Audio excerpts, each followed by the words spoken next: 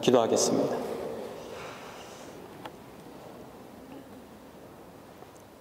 모임 중에 임하시는 주님, 우리의 옆자리에 주의 말씀으로 교훈하여 주시옵시고 이 말씀들이 우리 마음판에 잘 새겨지게 하여 주시옵시며 그리스도의 영광의 날까지 잊혀지지 않도록 우리의 신비에 잘 새길 수 있도록 허락하여 주시옵소서. 위로의 시간 되게 하여 주시옵시고 능력의 시간 될 수 있도록 허락하여 주시옵소서. 주심에 감사함이 예수님의 이름으로 기도합니다. 아멘. 4월은 따뜻한 바람이 또 움츠러들게 하는 옷깃을 펼치게 하는 그런 계절이기도 합니다. 겨울의 죽음을 이기고 생명을 얻어서 연한 순을 펼치는 모습을 보면 참으로 오묘하기도 하고 또 감격스럽기도 합니다. 저는 계절이 바뀔 때마다 가슴이 설레입니다. 격렬하게 사랑하는 젊은 연인들의 모습을 보면 또 참으로 위대하다는 생각도 하게 됩니다. 이렇게 희망과 사랑이 가득한 계절이 되면 생각나게 하는 책이 있습니다. 에릭 프롬이 쓴 사랑의 기술이라는 책입니다. 1900년도에 태어난 독일계 유태인인 에릭 프롬이 쓴 책입니다. 그는 정신분석학자이기도 하고 또 사회철학자이기도 합니다. 그가 쓴 사랑의 기술은 지금도 많은 사람들에게 사랑이 무엇이고 어떻게 사랑을 해야 할지에 대해서 고민하게 합니다. 그가 사랑에 대해서 쓸 수 있었던 가장 큰 이유는 아마도 그의 사랑에 대한 긴 여정 때문이었을 것입니다. 그는 불타는 청춘의 때에 자기의 가장 친한 친구에게 약혼녀를 빼앗겼습니다. 그리고 3번의 결혼 생활을 했고 그 3번의 결혼 생활 중에 불타는 사랑을 했던 열렬한 연애를 했던 사람입니다. 말년에 자기 아내를 간호하면서 쓴 책이 바로 사랑의 기술입니다. 에릭 프롬은 그의 책에서 사랑에는 기술이 필요하다라고 말합니다. 여러분들은 사랑을 하는데 어떤 기술들을 알고 있으며 어떤 기술들을 사용하고 계십니까? 간혹 구역예배나 신방하다 보면 성도님들이 만나서 가정을 이루고 서로 결혼하게 되는 이야기들을 간혹 듣곤 합니다. 상상만 해도 재미지고 즐겁고 행복한 이야기들입니다. 마치 사냥을 하듯이 때로 몰려다니면서 마음에 드는 짝을 살폈던 이야기들, 또 현실에 맞추려고 어쩔 수 없이 택하게 된 상대에 대한 이야기, 먼 거리를 달려와서 밤새도록 바라보고 있었던 이야기, 또 잠깐 있을 수밖에 없고 돌아와야만 했던 안타까운 이야기들, 두 사람 사이를 의식도 않고 몰려다니면서 쳐들어온 동료들에 대한 이야기들, 퍼내도 끝이 없는 마르지 않는 샘물과 같은 이야기들이었습니다. 이야기를 듣는 내내 떠나지 않는 미소는 내가 아닌 누군가의 사랑에 대한 이야기가 마치 나의 이야기인 것만 같고 또 그 마음들이 공감이 되었기 때문에 더 그럴지도 모르겠습니다. 에릭 프롬은 사랑에는 기술이 필요하다고 말했다고 했습니다. 사랑하려면 먼저 그 대상이 있어야 합니다. 상대가 있어야 하는 것이죠. 누군가로부터 사랑을 받기 위해서 필요한 노력이 있습니다. 잘 꾸미고 아름다워지려고 노력하고 또 매너 좋은 말을 하려고 노력합니다. 자연스럽게 드러나는 매력은 거저 생겨나는 것이 아닙니다. 사랑받기 위해서 사용하게 되는 기술이기도 합니다. 상대를 사랑하고 사랑을 받으려면 적절한 기술이 필요하고 그 기술들은 마치 운전을 하기 위해서 배우거나 연주를 하기 위해서 악기를 배우는 것처럼 배워야 하는 것입니다. 삶을 위해 배워야 하는 기술처럼 사랑 또한 비슷한 과정을 거친다고 합니다. 상대를 만나서 서로 사랑하게 되면 또 한 가지의 기술이 필요합니다. 사랑을 만들어가고 유지할 수 있는 기술입니다. 불타오르는 처음 감정만이 진정한 사랑이 아니라 계속해서 지속할 수 있는, 계속 지속되어지도록 사랑의 감정을 유지하고 관리하는 기술이 바로 사랑의 기술입니다. 그는 마치 꽃을 사랑한다고 말하면서도 꽃에 물을 주는 것을 잊어버린 여자를 보면 그 여자가 정말로 그 꽃을 사랑하고 있는가? 정말로 사랑할 수 없다라고 생각한 것입니다. 그래서 물을 자주 주어야 하는지, 조금만 주어야 하는지, 내가 키우는 식물이 그늘에서 자라야 하는지, 혹은 햇볕을 많이 보아야 하는지, 내가 키우는 식물들을 진정으로 사랑하기 위해서 그 식물에 대해서 알아야 하고 그 식물을 잘 기르기 위해서 배워야 한다는 것입니다.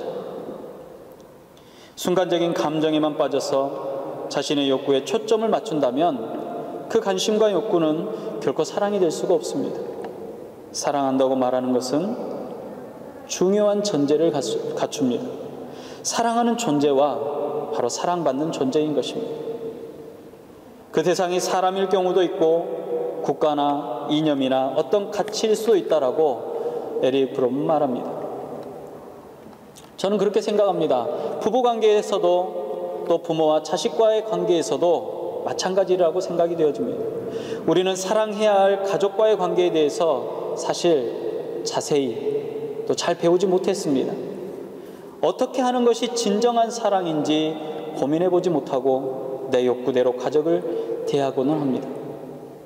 정서적으로 안정이 되지 않는 아이들을 만나다 보면 그 원인이 반드시 부모와 그 가정에 있음을 알 수 있습니다. 그런데 그 부모들은 한결같이 이렇게 얘기합니다. 내 아이는 유별납니다. 물론 그 부모된 이들도 사실 제대로 배울 기회가 없었습니다. 자신이 받지 못한 관심과 제대로 된 사랑을 경험한 적이 없었기 때문에 그 자녀에게도 보여줄 수 없는 것입니다. 우리는 사랑이 자연스럽게 다가와서 나를 행복한 나라로, 행복한 그 어떤 나라로 인도해 줄 것처럼 생각합니다. 그러나 사랑은 준비하고 노력하고 행동하는 동사입니다. 움직이지 않고는 이루어지지 않습니다. 오늘 본문인 요한서신의 저자 사도 요한은 요한복음을 비롯해서 요한 1서, 2서, 3서와 요한계시록을 쓴 사람입니다. 이 모든 서신들의 주제가 하나같이 사랑입니다. 다른 제자들의 서신이나 사도 바울의 편지들을 보면 특별히 사랑에 관해서 이야기하는 부분이 있긴 하지만 이렇게 전체적으로 글들마다 사랑을 말하는 서신은 없습니다. 요한을 성경에서는 그의 사랑하는 제자, 예수님께서 특별히 사랑한 제자라고 표현합니다. 예수님으로부터 사랑을 많이 받아서인지는 모르겠지만 그의 서신들은 하나같이 그 주제가 사랑입니다. 오늘 본문인 요한 1서도 우리를 향하신 하나님의 지극하신 사랑의 결과가 예수 그리스도의 사랑이며 그 예수 그리스도의 사랑이 지금 나에게 왔음을 이야기하고 있습니다. 이 편지를 쓰던 당시에 예수 그리스도의 복음에 대적하는 적그리스도의 단체들과 그 모임들이 여기저기에서 세력을 확장시켜가고 있었습니다. 복음을 이야기한다고 하면서 주변의 여러 미신적인 요소들을 은근히 접목합니다. 그래서 진정한 복음을 훼손하고 진리에서부터 조금씩 멀어지도록 유혹하고 있었습니다. 거짓 선지자들이나 적그리스도의 영을 분별할 수 있는 가장 중요한 기준이 필요했던 것입니다.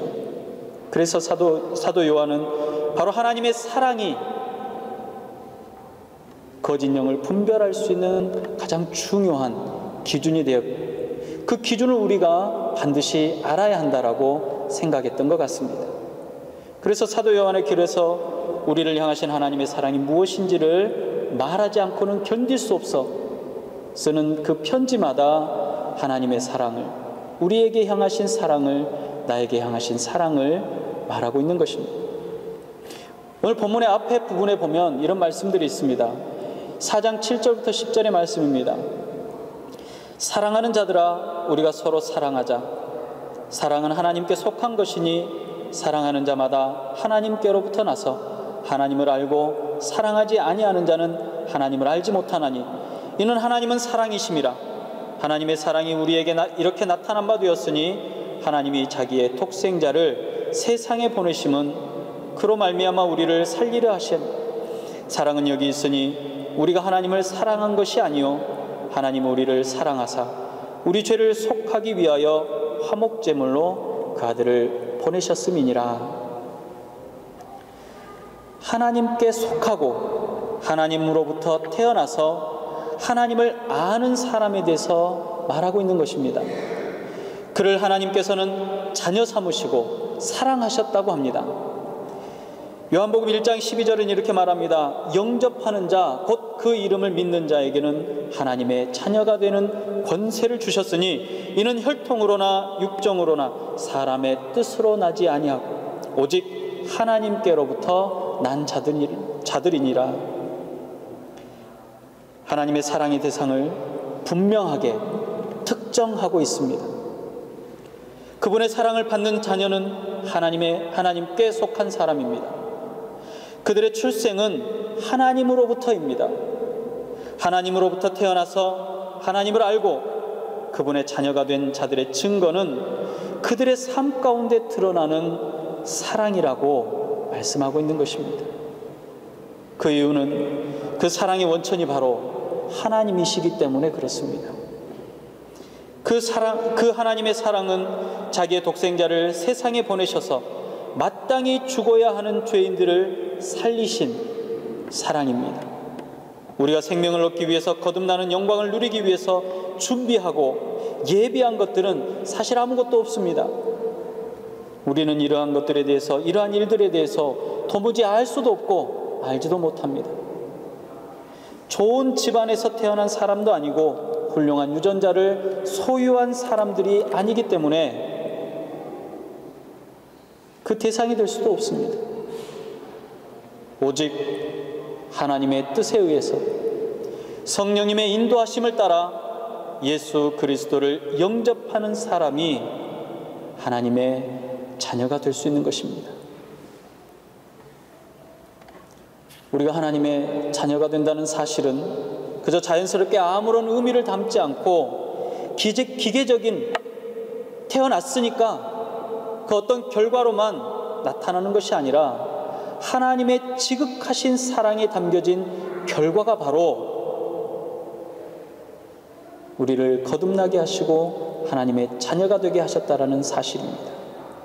이것이 아니고서는 설명할 수도 없고 하나님의 능력이 아니고서는 불가능한 일입니다. 아주 훌륭한 가문에 어떤 사람이 태어났습니다. 이 사람은 그 가문의 정체성을 이어받게 될 것입니다. 이를 위해서 의미 있는 좋은 교육을 받을 것입니다. 많은 사람들을 대하여 좋은 인성을 갖추도록 훈련되어질 것입니다. 그가 가는 곳마다 그를 부러워하는 시선으로 바라볼 것이고 그는 당당할 것입니다. 그는 자신에게 주어진 많은 특권들을 누리고 자기의 가문을 빛낼 것입니다. 그는 자신의 삶을 통해서 훌륭한 가문임을 드러내게 될 것이고 또 다음 세대를 세우게 될 것입니다. 자신이 원해서 훌륭한 가문에서 태어난 것은 아니지만 태어나는 순간 그는 그 가문의 일부가 되고 가문의 정체성이 되어지는 것입니다. 하나님의 자녀가 되는 권세도 이와 마찬가지입니다. 우리는 거듭남으로 하나님의 자녀가 되었습니다. 거듭나는 것은 성령님의 도우심으로 새롭게 태어나는 것을 말합니다. 나는 죄인입니다.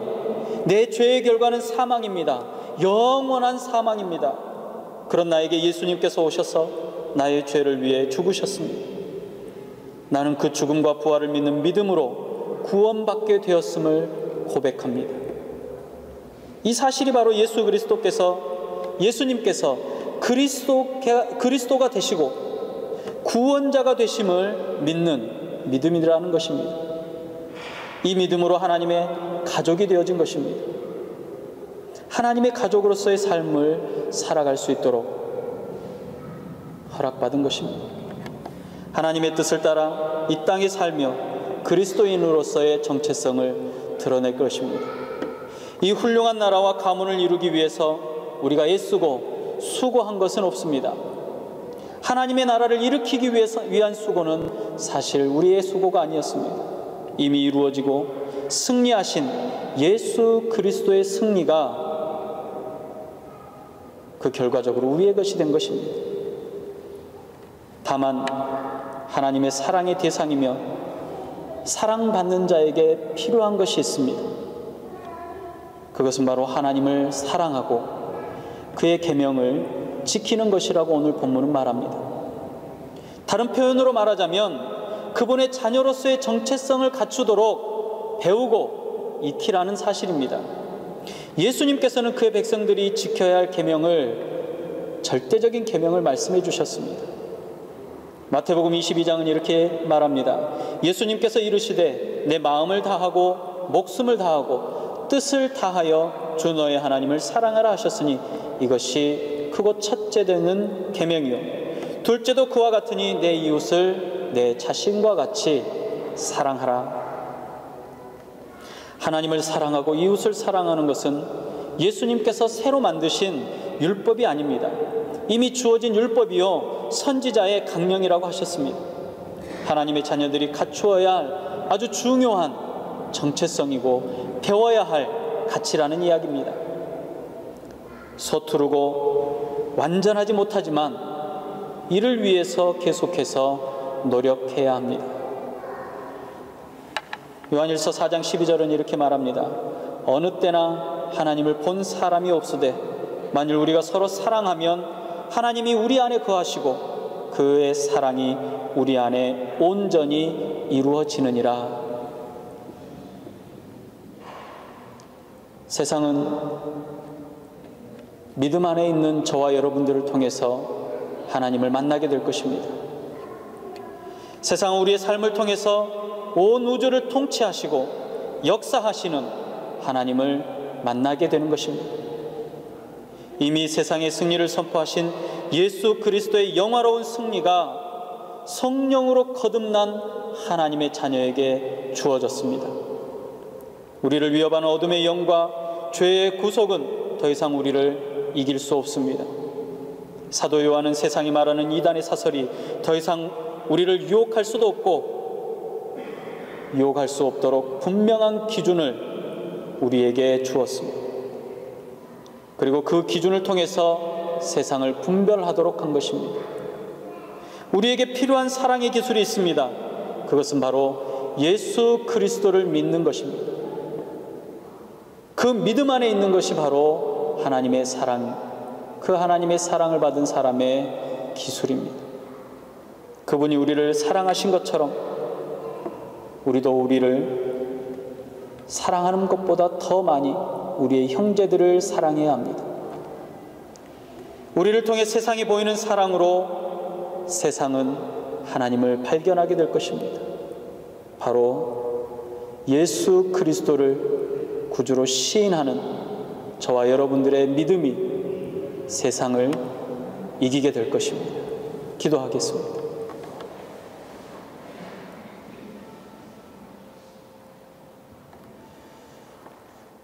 주님의 승리가 바로 나의 승리가 됨을 감사합니다. 그 어떤 것으로도 주님의 승리를 회박하거나 무너뜨리거나 망가뜨릴 수 없습니다. 전능자의 승리입니다. 그 승리에 동참할 수 있도록 부르시고 주님을 영접케 하시고 하나님의 자녀로서 하나님의 백성으로서 하나님의 가족으로 살 수 있게 하심을 감사를 드립니다. 우리 주님의 사랑이 내게 임하였으니 내 안에도 하나님을 향한 사랑이 가득하게 하여 주시옵시고 세상 그 어떤 것보다 하나님이 우선되는 삶이 되어지도록 허락하여 주시옵소서.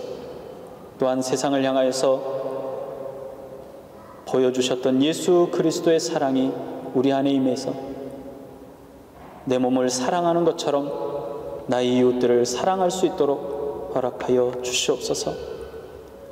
우리가 세상에 보여주는 그 사랑들로 인해서 우리 주님이 세상 가운데 드러나며 세상은 하나님을 발견할 수 있도록 허락하여 주시옵소서. 이 귀한 사명을 잊어버리지 않게 하여 주시옵시고 늘 서투르고 연약하지만 한 걸음 한 걸음 나아갈 수 있는 믿음의 백성들이 다 될 수 있도록 허락하여 주시옵소서. 동행하시고 힘주시는 우리 구주 예수님의 이름으로 감사하며 기도드리옵나이다. 아멘.